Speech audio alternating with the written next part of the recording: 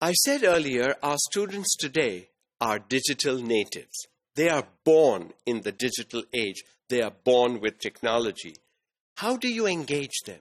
It is not an easy task to engage these digital natives in our traditional classrooms today. But it can be done, and it should be done. Today's students are the most wired generation yet.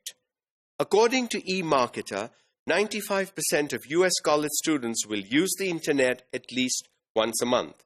Their time spent online is measured in hours per day, not per week.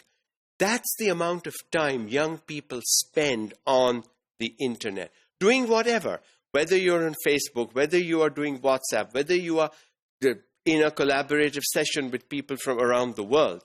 The hours spent per day. How many hours per day do our students spend on the internet? Calls for a good research piece. If somebody's interested, that would really help us in education learn and find out if so many hours per day our young people are spending on the internet, how are we going to get a piece of those hours so we could use that in the classroom as well with them? That's the job of us teachers. We know our students are involved on the internet. We know that. How do we grab that and use it for our advantage in the classroom? On many campuses, more than 80% of students use social networking sites on a regular basis. On many campuses, that is colleges and universities.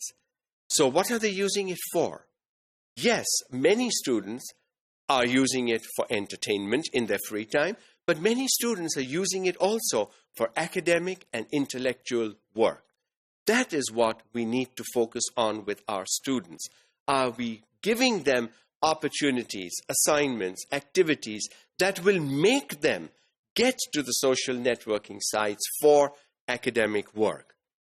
International education consultant and author Marc Prensky refers to students who have been immersed in technology since birth as digital natives.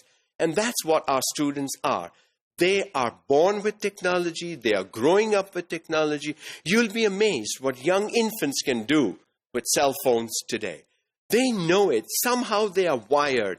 That thing of what this gadget is already inbuilt in them. We have to make sure that as teachers, we exploit that inbuilt curiosity of these young people with these gadgets so that we can teach and they can learn using those gadgets. Give an example of Jordan. Schools in Jordan went paperless in 2015, summer of 2015. Everything that Jordan did, their textbooks, everything are digitalized. Their exams, testing, everything happens online. There is no paper and pencil. In form of textbooks, copies, writing, anything and everything happens digitally. That's the way to go. That's how we need to move. We need to move towards a digital world for our students because that is what their life in the future is.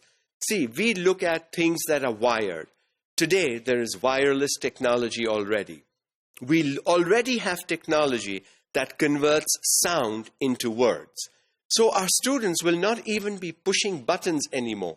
They'll be speaking and things will happen. Are we preparing them for that reality in their real life in the future? To digital natives, technology is not a tool. Instead, it is a fundamental part of the way they live. Technology is not something to use. Technology is a way to live with these digital natives. They rely on the web for information, communication, entertainment, and to connect with the world around them, regardless of the distance between communities. So everything that young people do is done through this little gadget today.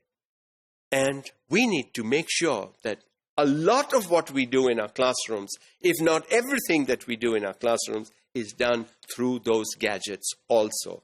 Which, in short, simply means we as teachers will have to be more gadget-philic instead of gadget-phobic. Only when we begin to understand what these gadgets are for will we be able to use it with our students in our classrooms.